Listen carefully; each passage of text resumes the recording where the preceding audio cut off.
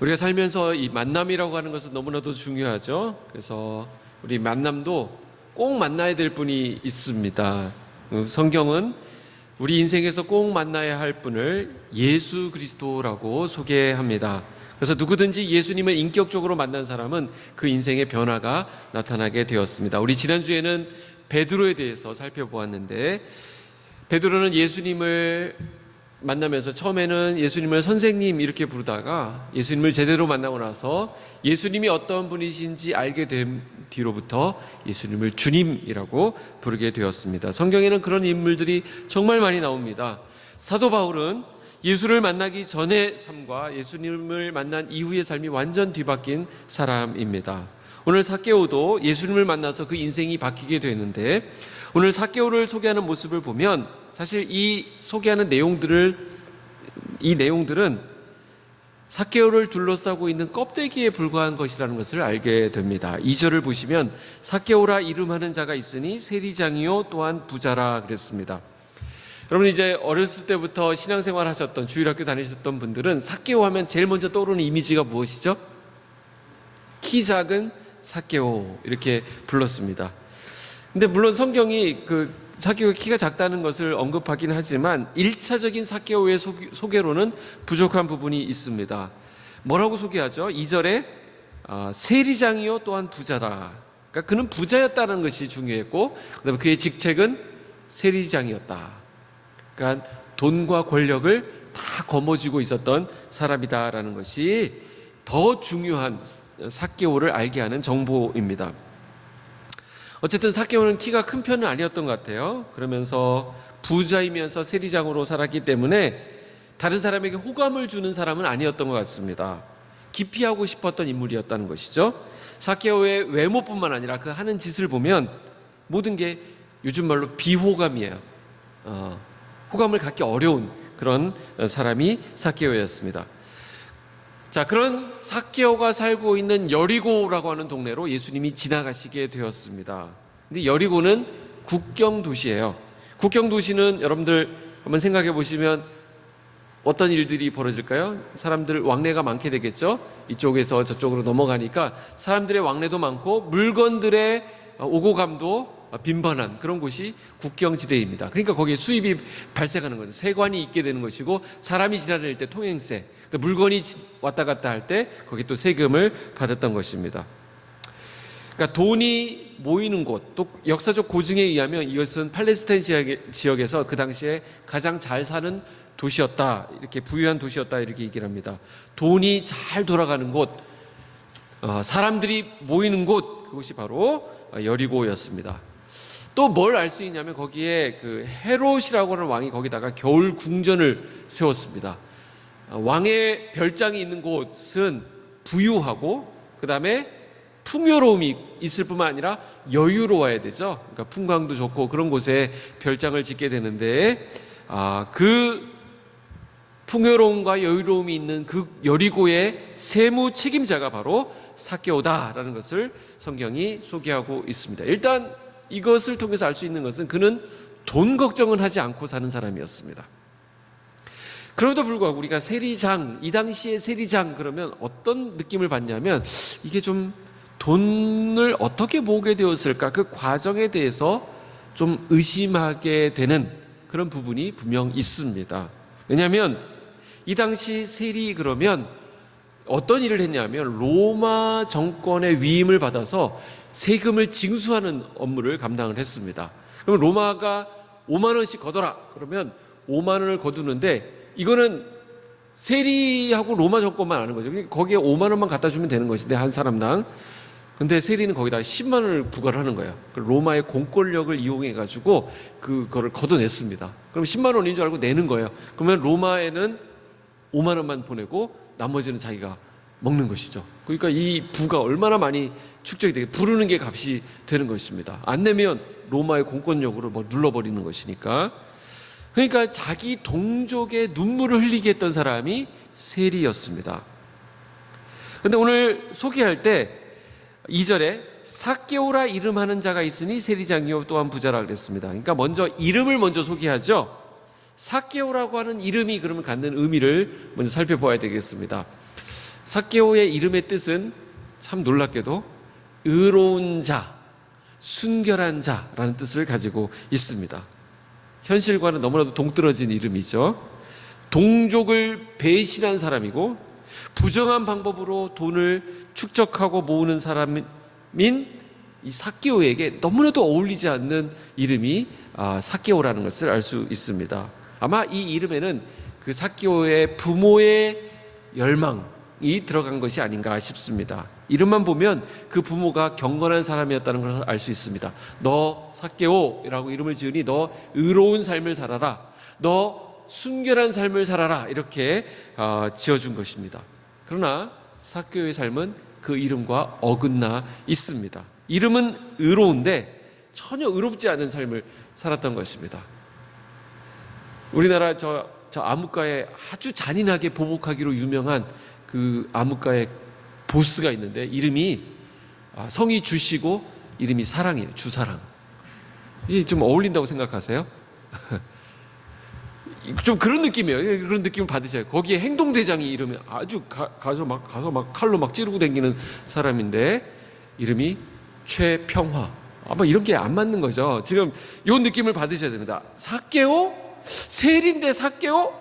사람들은 이렇게 하는 거예요. 그러니까 2절에 삭개오라 이름하는 자가 있으니 이름을 먼저 소개하는 거예요. 그리고 이 이름이 중요한데 이름은 의로운 자라는 이름이지만 세리장이요 또한 부자라. 딱 감이 오는 것입니다. 이름하고 동떨어진 삶을 살아가고 있구나. 그렇다면 거기에 뭔가 사연이 있는 것이죠. 이름과 삶이 어긋나 있으면 거기에 사연이 있는 거예요.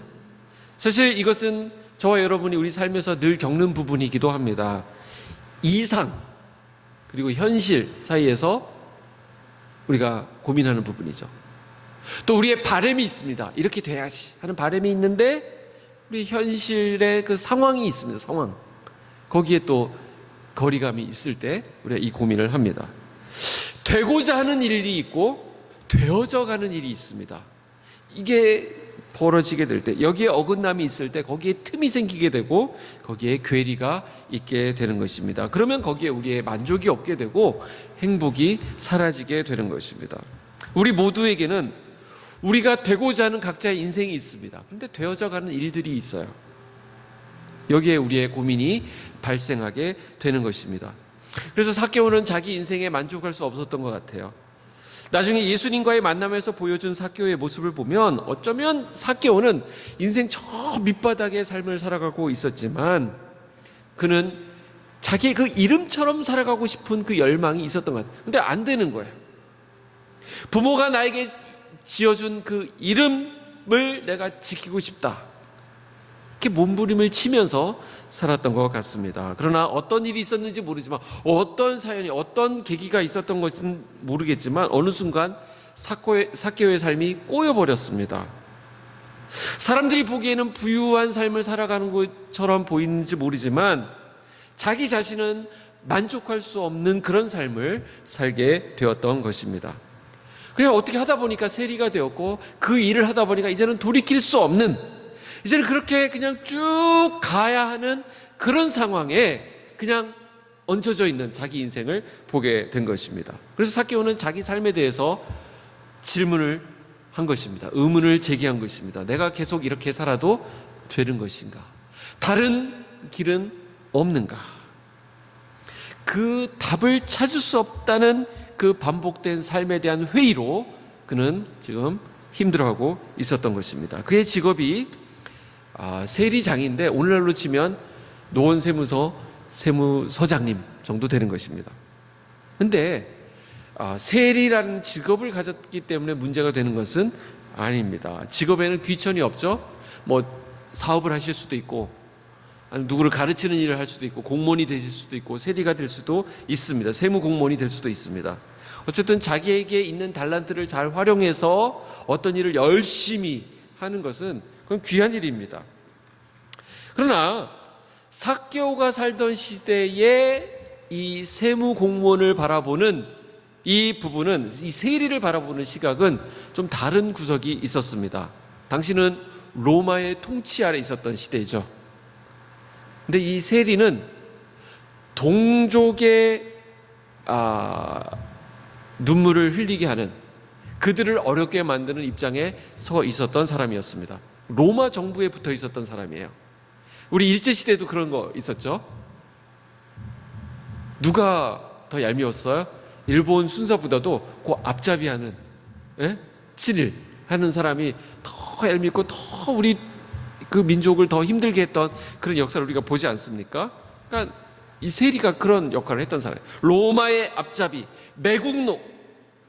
이 사람은 배신자라는 손가락질과 비난을 받았던 것입니다. 그래서 세리를 어떤 취급을 했냐면 창기와 같은 반열에 올려놓고 세리와 창기는 아예 논외로 치는 그런 사회적 분위기와 정서가 있었습니다. 이걸 우리가 알고 있어야 됩니다. 근데 오늘 본문에 보니까 삭개오가 부자라고 했습니다. 어떻게 부자가 되었을까요?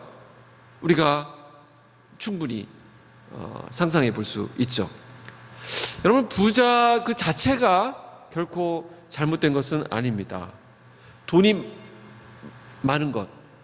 근데 중요한 것은 그 돈을 어떻게 모았느냐가 중요한 것이지, 돈 그 자체, 돈을 가지고 있다는 것 자체가 죄가 되지는 않습니다. 돈을 잘 쓰는 부자들이 있어요. 그래서 축복의 통로가 되어서 하나님 주신 돈을 잘 사용하고 잘 흘려보내는 부자들이 있습니다. 그러나 오늘 삭개오 같은 경우는 돈 외에는 딴 것을 생각하지 않는 거예요.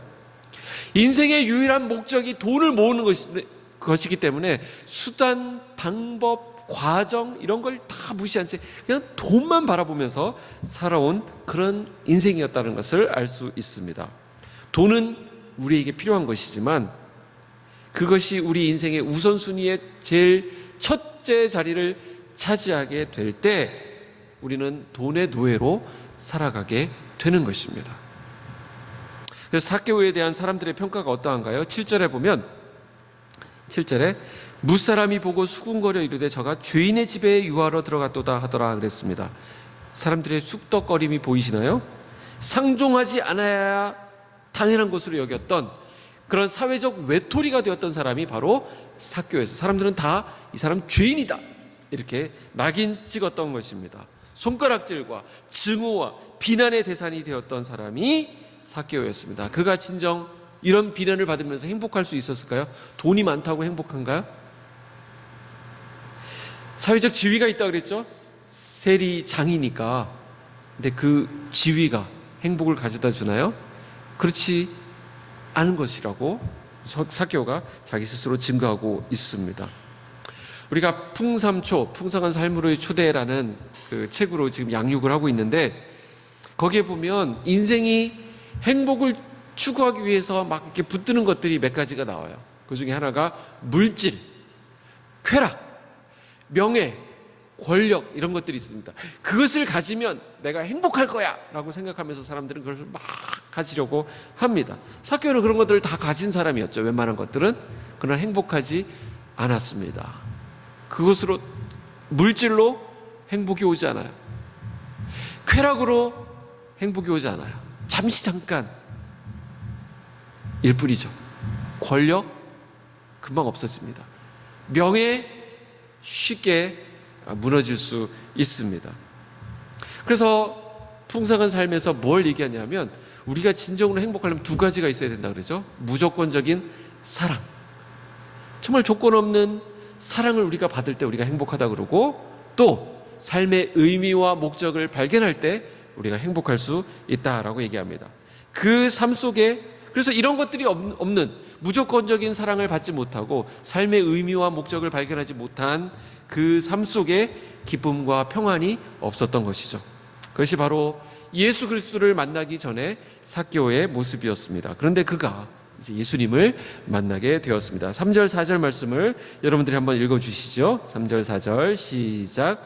그가 예수께서 어떠한 사람인가 하여 보고자 하되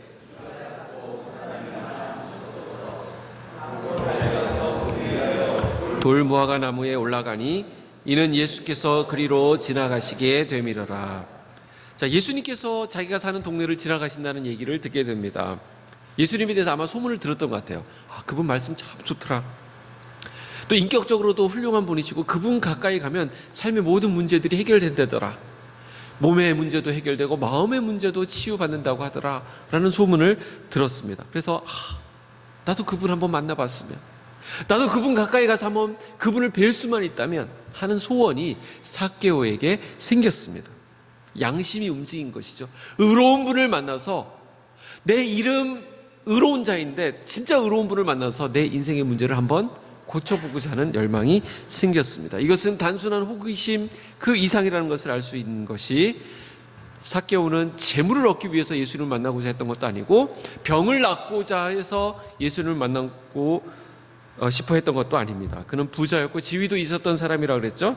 그러니까 지금까지와 다른 삶에 대한 변화하고 싶은 그 욕망이 그 안에 샘솟았던 것입니다. 그런데 이 삭개오가 예수님을 만나기까지는 두 가지 좀 어려움이 있었습니다. 장애물이 있었습니다. 그게 뭐죠? 3절 보면서 여러분들이 한번 추론해 보실까요? 두 가지 어려움. 하나는 키가 작았다는 거예요. 키가. 자, 키가 어느 정도 작아야 요즘 좀 작다고 얘기하죠. 이 당시는 어떻게 얘기를 했을까요?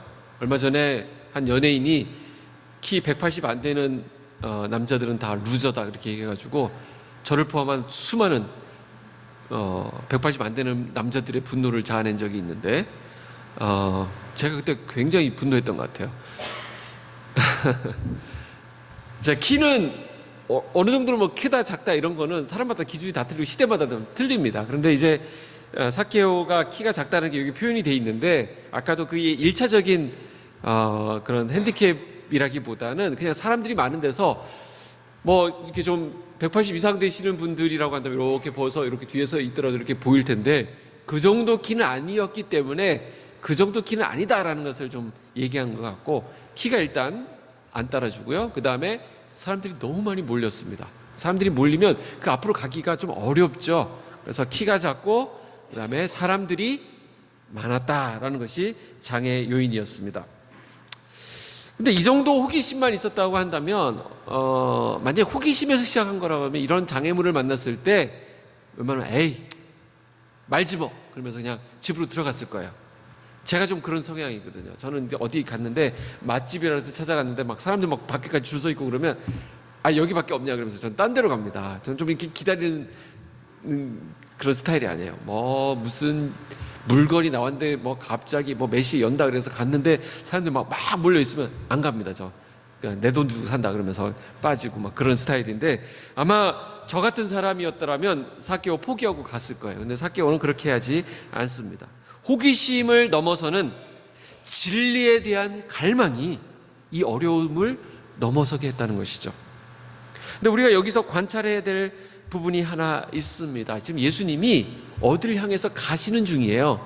어디를 향해서 가고 계실까요? 그걸 우리가 좀 배경으로 알고 있어야 됩니다. 19장 28절에 보시면 어디를 향해서 가고 계신다 그럴까요? 예루살렘을 향해서 가고 계십니다. 지금 누가는 아주 꼼꼼하게 예수님이 어디를 향해서 지금 가시는가를 설명을 아주 디테일한 부분까지 다 적어주고 있는데, 그 과정을 예수님이 왜 예루살렘을 향해서 가시는가 하면, 예수님이 예루살렘에 들어가시게 되면 이제 어떤 일이 벌어지느냐, 이제 잡혀서 고난을 받게 되시고 십자가에 죽게 되십니다. 이제 예수님은 죽으러 가시는 거예요. 예수님이 가시는 이 길은 굉장히 무거운, 예수님으로서는 무거운 길을 걸음을 하고 계시는 것입니다. 근데 당시 사람들은 예수님께서 예루살렘으로 향하시는 그 이유나 예수님의 그 마음 심정을 도무지 이해하지 못했습니다. 그것은 예수님 바로 곁에 따라다니던 제자들도 마찬가지였어요. 그들의 기대는 예수님과 완전 다른 차원이었습니다. 예수님을 따라가면, 이번에 예루살렘에 입성하게 되면 예수님은 왕으로 들어가시기 때문에 로마의 정권을 무너뜨리고 거기서부터 우리를 구원하고 해방시킬 것이다. 그럼 예수님이 거기서 한 자리를 하시게 되면 우리는 그 옆에서 또 뭔가 좀 떨어지는 게 있겠지, 네? 나한테 떨어지는 떡고물이 있겠지, 이렇게 생각했던 것이죠. 제자들의 생각이 그랬습니다. 그리고 그 군중들의 바람도 그랬어요. 이분이 우리의 정치적인 메시아로 이 로마의 속박으로부터 우리를 해방시켜 주실 것이다. 그거를 기대하고 지금 예루살렘으로 이 수많은 군중이 같이 따라가고 있는 것입니다. 자, 이 길목에서 가장 거북스럽고 마주치고 싶지 않은 사람이 누굴까요? 지금 로마 정권을 무너뜨리고 우리를 해방할 이런 분위기 속에서 가장 만나고 싶지 않은 사람은 로마 정권과 결탁해서 잘 먹고 잘 살던 사람이죠. 바로 이 삭개오 같은 사람입니다. 삭개오는 이 행렬의 앞에 걸림이 돼서는 안 되는 거예요. 비켜! 이렇게 되는 것이죠. 왜냐하면 삭개오는 로마 정부에 빌붙어서 살았던 사람입니다. 바로 세리였거든요. 그들이 고용했던, 로마가 고용했던 사람입니다.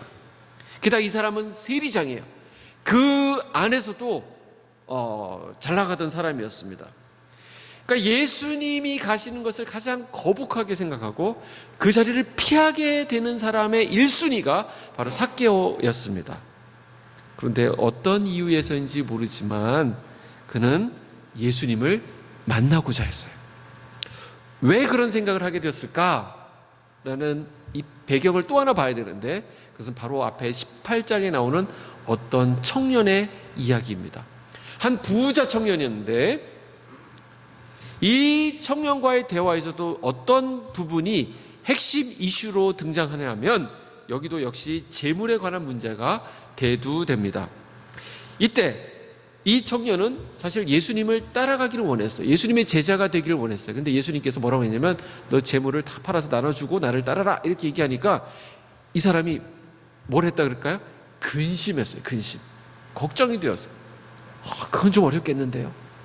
이 이야기가 지금 예수님이 소문은 빨리 급속도로 퍼지고 있기 때문에 아마 삭개오의 귀에도 들어갔을 거예요. 예수님을 만나게 되면 내가 가지고 있는 이 재물에 대한 추궁이 있겠구나, 이 지적이 있겠구나 라는 것을 삭개오가 왜 생각하지 않았겠습니까? 재물이 예수 그리스도를 만나는데 이 내가 가지고 있는 이 부가 예수님을 따르는데 발목을 잡을 거라는 것은 삭개오가 충분히 짐작하고 예상했던 부분입니다. 그러니까 예수님을 만나는 것은 불편한 일이죠. 자기를 정죄하는 예수님을 만나야 되니까 이것은 참 어색한 만남이 될 수 있습니다. 사실 우리도 그렇지 않습니까? 나를 용납하고 받아주고 오 그래 하는 사람들 곁에는 가고 싶지만 우리를 막 지적하고 판단하고 비판하고 이런 사람 곁에는 가고 싶지 않죠. 그러나 삭개오는 그런 걸 아랑곳하지 않고 예수님을 만나고자 하는 열망을 그대로 보여주고 있습니다. 진실로 자신의 삶에 대한 희망이 없다는 것을 아는 사람만, 나에게 심각한 문제가 있다는 것을 깨닫는 그 사람만, 그리고 나 자신은 그 문제를 다룰 능력도 그러나 힘도 없다는 것을 인식하는 사람만 그 문제에서 어떻게 벗어날 수 있는지를 고민하게 되고 그 길을 찾게 되어 있다는 것입니다. 삭개오는 예수님의 소식을 듣는 순간 그분에게 답이 있다는 것을 생각했습니다. 지금까지 도대체 내가 만족하지 못했고 도대체 내가 풀 수 없었던 내 인생의 문제를 그분을 만남으로 해결할 수 있을 거라고 믿었던 것입니다. 자기의 밑바닥이 드러나더라도, 자기의 죄가 지적받는다 하더라도 나는 예수님을 만나야 되겠다. 나는 이 풀 수 없는 문제로부터 나는 벗어나야 되겠다라는 생각을 하게 된 것입니다. 어떻게 알 수 있습니까? 여리고를 방문하신 예수님을 향한 삭개오의 뜨거운 열정을 보면 알 수 있습니다. 자기의 상황에 그냥 만족하고 나 이대로 살아도 좋아, 나 이렇게 그냥 지나갈래 했다라면 이렇게까지 하지 않았을 거예요. 그러나 진리에 대한 절박함이 삭개오의 모습 가운데 나타나고 있습니다. 그러니까 누가 하나님을 찾게 될까요? 마음이 가난한 사람, 이렇게 사는 삶에서 벗어나는 길을 찾고자 하는 그 열망이 있는 사람, 내가 야단맞더라도 정죄받더라도 가서 뭔가 답을 얻어야만 하는 그 절박한 사람이 주님을 찾게 되어 있습니다. 누가 예배를 사모하나요? 나는 하나님 은혜 아니면 안 됩니다. 하나님의 은혜의 그 일부 조각이라도 내가 받아야만 이번 한 주간 버틸 수 있습니다 하는 사람이 예배를 사모하고 주님 앞에 나오게 되는 것입니다. 삭개오에게 이 갈급함이 있었습니다. 이렇게 성경을 우리가 봐야 돼요. 삭개오는 정말 갈급했어요. 지금 예수님 만나고 싶어서 막 안달이 났습니다. 그래서 어디까지 올라가냐면 나무 위까지 올라갑니다. 현직 세무소장이 체면, 위신 다 내려놓고 나무 위로 올라갔다는 거예요. 지금 안달이 난 것입니다. 예수님을 만나고자 하는 그 마음이 불같이 막 일어나고 있는 것입니다. 결국 삭개오가 나무 위로 올라갔다는 모습을 통해서 그 행위 자체를 우리가 이야기하는 것이잖아요. 그 과정, 그 동기를 우리가 봐야 되는데 결국 우리 신앙은 두 가지 이해로부터 출발한다는 것을 알 수 있습니다. 두 가지 이해는 뭐에 대한 이해냐면 나에 대한 이해예요. 그리고 또 하나는 예수님에 대한 이해. 이 두 가지가 만날 때 이 신앙이 시작된다는 걸 알 수 있습니다. 자, 나에 대한 이해는 무엇이냐? 나에게는 이 상황을, 나의 이 문제를 헤쳐나갈 능력이 없다. 나에게는 그런 소망이 없다는 것을 철저하게 이해해야 한다는 것입니다. 영적인, 전적인 무능. 나는 불능한 존재다. 나는 아무 소망이 없다. 나는 비참한 존재다라는 것을 이해해야만 여기서부터 시작이 되는 거예요. 손을 뻗게 되는 것입니다. 그리고 예수님에 대한 이해. 나의 모든 문제를 해결할 분은 예수님밖에 없다. 오직 예수님께만 내 인생의 문제를 풀 수 있는 답이 있다는 그 이해가 있을 때 이 두 가지가 만날 때 믿음이 시작되는 것입니다. 우리 안에 어떤 영적인 갈급함이 사라졌다는 것은 뭘 의미할까요? 이 둘 중에 하나가 시들어버린 거예요. 나에 대한 이해가 틀려졌거나 아니면 예수님에 대한 이해가 약화될 때 영적인 열망은 사그러져 버리는 것입니다. 흔히 우리 주변에 보면서 이런 말들 하죠. 뭐 저나 나나 내 옆에 있는 사람들을 보면서 한때는 그렇게 열심히 있던 사람이 지금 요즘 너무 식어 있어. 요즘 너무 침체야. 이렇게 말할 때 그 사람을 가만히 들여다보면 첫 번째, 하나님에 대해서 실망했을 경우가 있습니다. 아니면 자기가 좀 살만해졌거나 이제 하나님을 찾을 이유가 없는 거예요. 나에게서 자꾸 가능성을 보는 거예요. 이렇게 하면 되겠는데? 이 돈 있으면 되겠는데? 이렇게 하니까 좀 방법이 좀 통하던데? 나에게 그런 사람이 내 백이 좀 있으니까 이런 거 활용하면 되겠는데? 라는 이제 좀 살만해지면 하나님을 찾지 않습니다. 간절함이 없어지는 거예요. 삭개오를 보십시오. 삭개오는 그러나 어떻게 하고 있습니까? 삭개오를 나무 위에 올라가게 만든 그 힘은 하나님에 대한 열망이었어요. 그 열망은 어디서부터 나온다고요?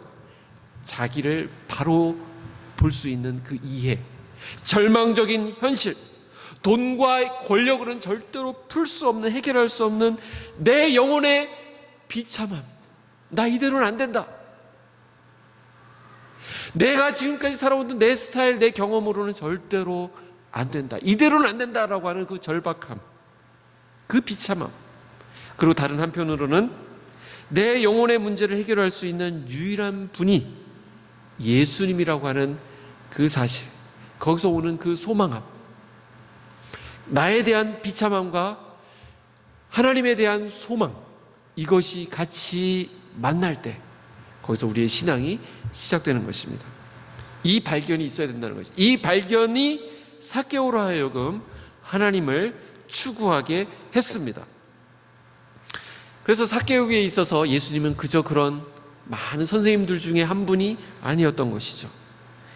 예수님이 삭개오의 마음속에는 메시아, 하나님의 아들, 내 인생의 문제를 해결할 수 있는 유일한 구원자가 되었던 것입니다. 그래서 삭개오는 나무 위까지 올라갔습니다. 이건 보통 열정이 아니에요. 이 나무 위는 애들이나 올라가는 거거든요.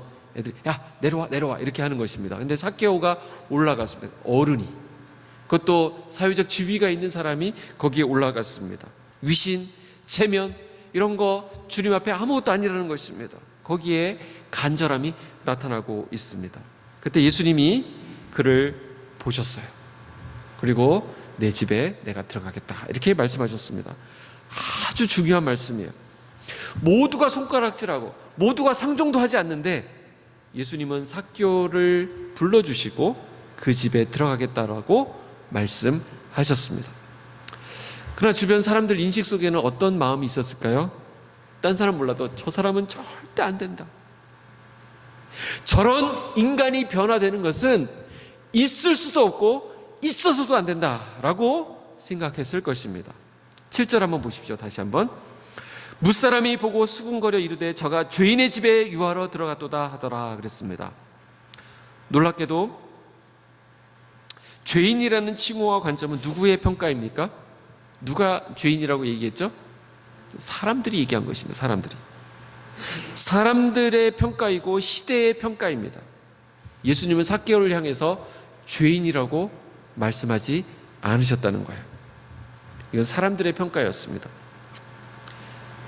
그래서 사람들은 저가 죄인의 집에 들어간다 이렇게 이야기합니다. 낙인 찍어버린 것입니다.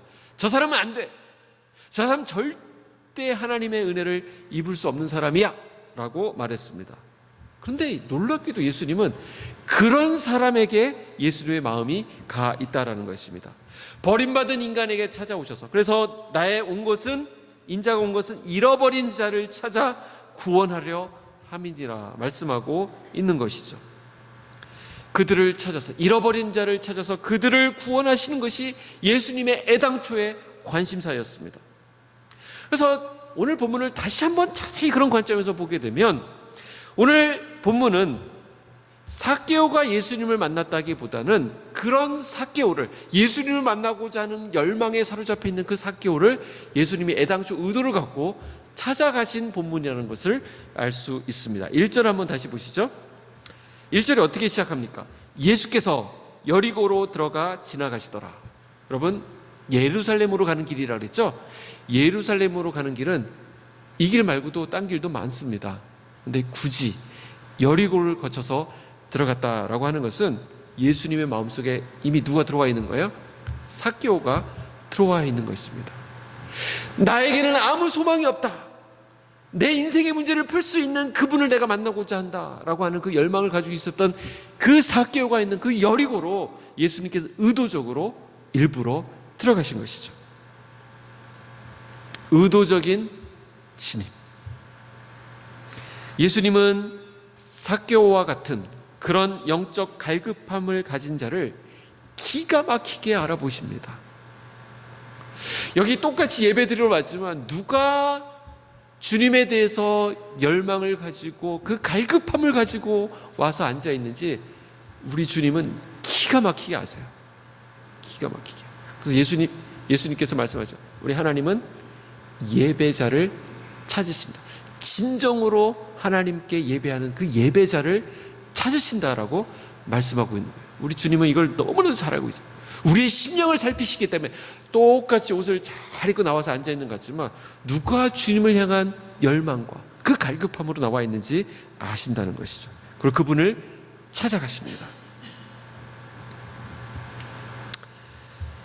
그래서 성경에 보면 오늘 기도에도 나왔지만 통회하는 심령을 기뻐하신다라고 말씀하셨어요. 왜 통회하죠? 통회한다는 것은 슬퍼한다는 것인데 왜 슬퍼합니까? 자신의 한계를 보기 때문에 그래요. 어떤 사람은 자신의 한계에 마주하게 되면 분노합니다. 좌절합니다. 왜 나에게 이런 일밖에 일어나지 않는 거야? 하는데 하나님의 자녀들은 자기의 한계를 보면서 통회하는 자리로, 슬퍼하는 자리로, 나의 한계, 나의 이 죄악됨, 나의 이 형편없음을 바라보면서 슬퍼하는 자리로 나아갑니다. 그러면 그 사람은 하나님의 레이더망에 걸리는 거예요. 주님은 여리고로 들어서기 전부터 삭개오를 이미 포착하고 계셨던 것이죠. 그리고 삭개오에게 다가가셨고 삭개오를 보셨습니다. 삭개오는 그 당시 어떤 상태였습니까? 나무에 올라가 있을 때 나는 이 은혜의 부스락이라도 받았으면 좋겠다. 나는 그 은혜의 한 조각이라도 받으면 내 인생에 변화가 일어날 것 같다. 나는 무조건 주님을 만나야만 한다. 근데 주님은 이것을 기가 막히게 알아보신 거예요. 삭개오를 보셨다 이렇게 말씀하고 있습니다. 그리고는 뜬금없이 이렇게 말씀하십니다. 내가 오늘 내 집에 유하여야 하겠다. 영어 성경으로 must가 들어가 있네. 본문에 삭개오가 어떻게 요청하고 이렇게 한 부분이 없습니다. 그러니까 본문은 아주 간략하게 축약을 해놓은 것이죠. 그 6절에 한번 보십시오. 급히 내려와 즐거워하며 영접하거늘. 여기 즐거움이 나오네요. 이 즐거움은 누구의 즐거움일까요? 누가 즐거워하고 있습니까? 삭개오가 즐거워하고 있습니다. 삭개오의 즐거움이에요. 여기 즐겁다고 하는 단어가 즐거워하다라는 것이 누가복음에 굉장히 많이 나옵니다. 어디서 나오는 또 표현이냐면 누가복음 15장에 보면 탕자가 아버지 재산 들고 나갔다가 다시 돌아오잖아요. 그때 아버지가 탕자를 보면서 즐거워하는 장면이 나옵니다. 그때 그 즐거움이 이 즐거움이에요. 그러니까 이것은 어떤 즐거움이냐? 잃은 자를 찾을 때의 즐거움입니다. 잃어버렸던 것을 찾을 때 그 즐거움으로 삭개오가 지금 즐거워. 자기 인생에서 잃어버렸던 것, 자기 인생에서 놓치고 있어. 다른 건 다 가지고 있었지만 그거 하나 없음으로 인해서 그냥 허무한 삶을 살았던 그 잃어버림 가운데 찾아온 그 즐거움을 지금 삭개오가 누리고 있는 것입니다. 하나님을 만난 자에게 이 기쁨이 있습니다. 여러분에게 이 즐거움이 유지되기를 축복합니다. 사실 우리는 이 즐거움으로 사는 거예요. 이거 없으면 우리는 살아갈 힘이 없습니다. 주님을 만난 즐거움, 주님으로 채워진 그 기쁨이, 그 감격이 우리를 주장해야 되는 거예요. 그래서 삭개오가 어떻게 변했느냐가 중요합니다. 8절을 한번 우리 마지막으로 읽어보도록 할까요? 8절 시작.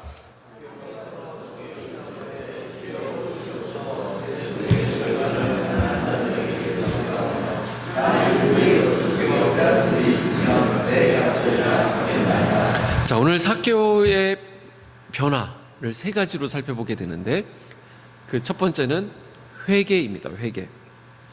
자, 회개가 어떻게 나타나고 있느냐? 저의 죄를 합니다가 아니라 실질적으로 나타나고요. 회개. 소유의 절반을 나눠주겠다. 여러분, 이 돈은 삭개오에게 전부였어요. 근데 자기의 소유의 절반을 나누겠다 이렇게 얘기합니다. 기적입니다. 가치가 달라진 거예요. 그러면 기적은 홍해가 갈라지는 게 이런 기적이 아니라, 물론 그것도 기적이지만 정말 중요한 기적은 내 인생관이 바뀌는 거, 내 가치관이 바뀌는 거, 이게 기적입니다. 재물이 최고고 돈이 전부다. 그래서 다른 사람의 재물을 어떻게든 끌어모으는 것이 인생의 최대 관심사였던 그가 자기의 것을 나누겠다라고 선언하고 나왔습니다. 그래서 재물의 가치를 모으는 것에 두지 않고 나누는 것에 있음을 고백하고 있는 것이죠. 돈이 첫째가 아닙니다 라는 것을 고백한 것입니다. 돈의 노예로 살았던 자신을 해방시키는 선언입니다. 예수님을 만난 사람은 이렇게 시각이 바뀌게 돼요. 가치가 바뀌게 됩니다. 그 가장 큰 가치가 뭐냐면 나는 하나님의 청직이다라는 의식을 갖게 되는 것입니다. 이 모든 것, 하나님 주신 돈, 건강, 남은 생애, 우리의 자녀, 내 모든 기회, 일터, 이건 하나님이 나에게 잠시 맡겨주신 것이다. 그 소유권이 누구에게 있어요? 하나님께 있다. 하나님 거다라는 인식을 하게 되는 것입니다. 그러나 예수님 믿기 전에는 우리가 이 모든 것이 누구 거라고 생각했어요? 내 거라고 생각했습니다. 나 중심, 내가 모은 것이고 내가 가진 것이고 내가 관리하는 것이다, 이렇게 생각하는 것이 죄죠. 온 우주의 주인이신 하나님의 주권을 인정하지 않고 이건 내 거다, 내 인생 내 거다라고 하는 것이 죄입니다. 그러나 회개는 어디서부터 일어나느냐? 이거 내 거 아닙니다.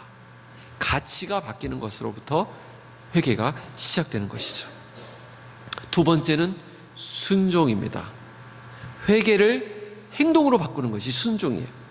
그래서 오늘 보면 남의 것을 빼앗은 것은 4배로 갚겠다 이렇게 얘기합니다.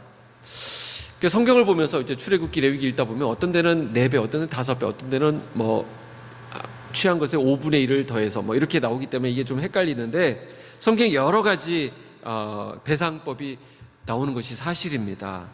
그러나 중요한 것은 실천이에요. 실천. 감동받은 대로 하면 되는 거예요. 우리 주님께 드리는 헌금도 마찬가지입니다. 시간을 드리는 것도 마찬가지예요. 봉사하는 것도 마찬가지입니다. 감동받은 대로 하나님께 우리의 마음을 드리면 되는 것이죠. 실천이에요. 재물에 대한 깨끗한 정리가 일어나고 있다는 것을 볼 수 있습니다. 죄에 대한 처절한 인식이 있은 후에 그것을 청산하는 삶이 따르는 것을 볼 수 있습니다. 오늘 많은 부분에서 어디서 문제가 생기냐면 깨우침은 있어요. 알겠어요. 그런데 실제로 이루어지지 않는 거예요. 근데 그 실제로 이루는 그 순종이 오늘 세례 요한이 회개하라 이렇게 말하면서 그 회개에 합당한 열매를 맺으라를 연결해서 말씀했던 것을 보면 알 수 있습니다. 회개에 합당한 삶이 있는 거예요. 세 번째는 믿음입니다. 믿음. 주님의 인정을 받는 믿음을 보여주고 있어요. 주님 뭐라고 말씀하시죠? 이 사람도 아브라함의 자손이미로다. 우리 주님의 인정을 받습니다. 우리 주님의 인정을 받고 우리 주변의 모두에게 인정을 받는 믿음. 그래서 내 믿음이 다른 사람에게 증거되는 삶을 살아가는 것이 진짜 믿음이죠. 오늘 삭개오가 여러 가지 변화의 모습을 보이는데 첫째는 뭐라고 그랬어요? 회개. 둘째는 순종. 셋째는 믿음. 이 세 가지가 나타나고 있습니다. 변화된 삶. 예수님을 만난 사람에게 자연스럽게 따라오는 것입니다. 그래서 목사님, 저 이거 하면 죄입니까? 아닙니까? 이건 사실은 좀 가장 아래 차원의 수준이에요. 가장 좀 많이 받는 질문, 술 마시는 게 죄입니까? 아닙니까? 담배를 피는 게 죄입니까? 아닙니까? 주사를 바늘 마약을 이렇게 꼽는 게 죄입니까? 아닙니까? 이런 건 가장 가책이라니까요. 네. 봉사를 안 하고 있는 게 죄입니까? 아닙니까? 이런 거는 하책이에요. 우리의 관심은 어떻게 하면 주님을 기쁘시게 할까? 먹든지 마시든지 무엇을 하든지 하나님의 영광, 사나 죽으나 주님을 기쁘시게 하는 삶을 사는 것이 우리의 삶의 목표가 된 것입니다. 이게 죄인가 아닌가, 죄 안 지으려고 막 하는 것이 아니라 적극적으로 주님을 기쁘시게 하기 위한 삶을 사는 것입니다. 그래서 전에는 우리의 몸이 불의의 병기로 죄에게 드려졌던 우리 몸이었지만 이제는 예수님 안에서 변화되어서 의의 병기로 하나님께 드려지는 삶으로 바뀌는 것을 볼 수 있어요. 이제는 우리의 몸이 하나님의 무기가 된 거예요. 하나님을 기쁘시게 하는 삶을 살 수 있게 되었다라는 것입니다. 삭개오가 오늘 그렇게 보여주고 똑같은 삭개오죠. 근데 그 전에는 자기 자신을 위해서 죄 짓는 인생을 살았다고 한다면, 비참한 인생을 살았다, 영적인 비참한 가운데 있었다고, 예수님을 만나고 나서 이제는 똑같은 재물을 가지고 누리고 살지만 그 재물을 나누는 삶, 섬기는 삶, 주님의 뜻에 순종하는 삶으로 바뀌는 것을 볼 수 있습니다. 진정으로 예수님을 만난 사람들이 누리는 축복이라는 것이죠. 이 은혜가 저와 여러분에게 있기를 축원합니다. 주님을 진정으로 누릴 수 있었으면 좋겠습니다. 기도하겠습니다.